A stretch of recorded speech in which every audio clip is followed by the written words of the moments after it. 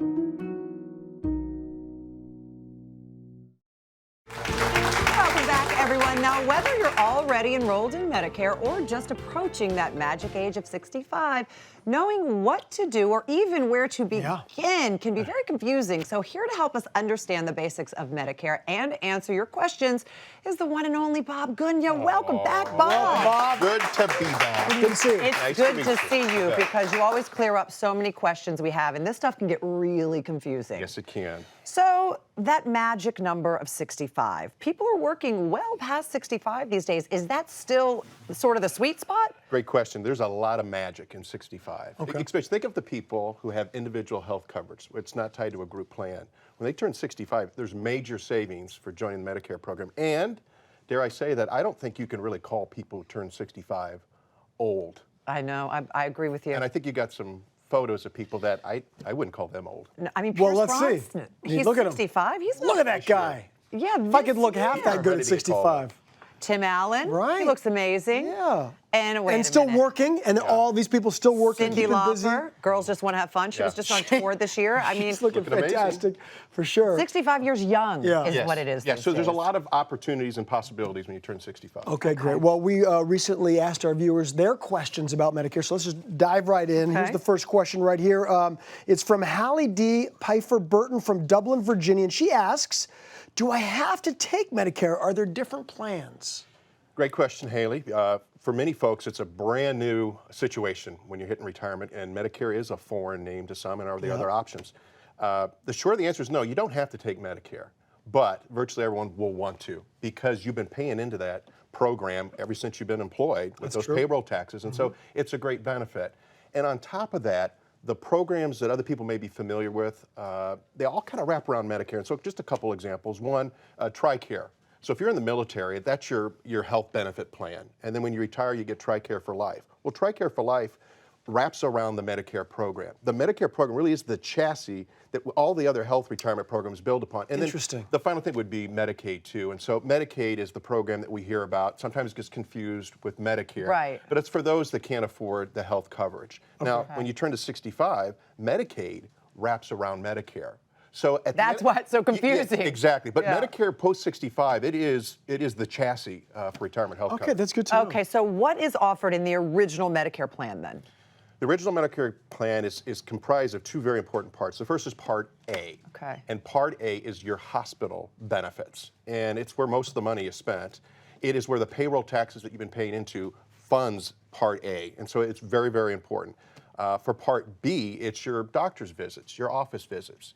And that is funded primarily through a subsidy from the government, so about 75% of the cost. But then 25% of the cost roughly is shared by consumers, by the seniors. And so you're paying a monthly premium in order to have Part B benefits. Okay. Part A is free, though. Well, free. You've paid into it. You paid into it, yeah. That's a good question because there are some deductibles, and with Part A and Part B, Medicare roughly covers about 80% of your expenses. So there are some gaps that need to be filled as well as part of original Medicare. Well, now that we know what the basic coverage you can get from Medicare, let's go to the next question here. This is from Diane Sullivan from Independence, Missouri, and she wants to know, what is a Medicare Advantage plan and how is it different than typical Medicare? Good question. Medicare Advantage is relatively new. It's been around for almost a couple of decades, getting close to there. And Medicare Advantage is a private option to original Medicare. So if you think of it this way, Medicare has the money and they provide a certain dollar amount to these Medicare Advantage plans to provide benefits in the hopes that maybe there's a different configuration or maybe some cost savings to the consumers. What's most important for everyone who's watching to realize is that there are trade-offs. And so if you go to a Medicare Advantage plan, you could have lower premiums, but in order to get those, they have network restrictions. And so Medicare Advantage is more closely like an HMO or a PPO. Got it. And so you have to know what network you are, and it can limit, if you're traveling, the benefits that you need. Yeah. Okay. So we have an A, we have a B. And a C. And a C, but also a D. Yes. So what's happening with the C and the D? Prescription drug coverage. And so that's an important benefit that's on top of, super important. It's part of the Medicare program. Yeah. And the best advice I give to anyone who's looking for a really good Part D is you go out to Medicare.gov and you put in your prescriptions, the medicine that you're on. And it comes up with options in your area that are most affordable based on the type of medication that you're taking. Okay. And because, over time as you get older, you might have another chronic condition or something you need, you can change it on a year-to-year basis. Okay. Based on what formula best meets your needs. Well, that's good. All right. That's good to hear. Now, obviously, Medicare covers a variety of different issues. So let's go to the next question here from Diane Easter Burnett from Providence Forge, Virginia. And she would like to know, what is the best supplemental plan that will cover what Medicare does not, dental and vision, without breaking the bank? Yeah, great question. And as we said earlier, Medicare covers about 80% of the cost. And so there is a gap there. At Physicians Mutual, we offer Medicare supplement policies, and it is a way to fill those gaps so that it becomes seamless. You go to a doctor's visit or you have something that you need in the hospital, we take care of the deductibles, the co-pays, and as a part of the Medigap offering, there are choices that people can have, but they're all standardized plans. And what's really important too is to keep in mind that Medicare this is insurance jargon I'm going to use. Okay. Guaranteed, We're getting ready. Guaranteed renewable. And all that means is we can't cancel it. We can't change it. Okay. Which is one of the differences with the Medicare Advantage plan. Absolutely. Where they can change it Absolutely. year to year, and then you have an option to change plans. Well, if you're looking for that extra stability, that's very important. And then one final bit of advice, which I think is good for all consumers. When you're purchasing a Medicare supplement policy, ask the carrier for their rate increase history.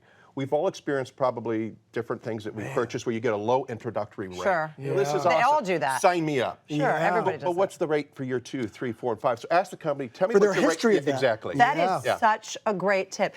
I feel like they'd be offended if I asked them. You really should. And It's up to us. It's our right. Yeah, it's our right to ask. I know. No, but I'm with you. I'm sure I'm not alone where you'd ask that and you'd feel rude for asking, but you should know. Yes, we need to absolutely. be in the know. Well, we have one final question from you, and this one is not from my home state of Virginia. This one's actually from New York. This one's from Ann Thompson from East Hills, New York, and she asks, Bob, how old do you have to be to start Medicare, and when and how do you apply? Great question. So Medicare starts at age 65. That's when you become eligible. And so if you are already scheduled to receive Social Security benefits beginning at age 65, or if you took it earlier, beginning in 62, Social Security automatically enrolls you in both Part A and Part B. That's automatic. Okay. Automatic. Now, if you haven't tapped into Social Security and maybe you're waiting to, like, say, age 67, but you still want Medicare at age 65, then you have to apply for it. And you get a window of a 7-month period of time to apply. Okay. So think of the 7 month as this: your birth month. 3 months before and 3 months after is the window when you can apply for Medicare and Part B insurance. One final thing, and just, it's not insurance unless you add a little bit of extra wrinkle in terms of confusion, but if you're employed and you're working past age 65, and you get good coverage through your employer, it's still a good idea to enroll in Part A because you don't pay a premium for that. Sure, why not? Yeah. But Part B is one where maybe you wait until you need full Medicare Part A and B when your group coverage ends. If that's your case, you have an 8-month period after you retire, no matter what age, 65, 66, 67, to enroll in these programs. Okay.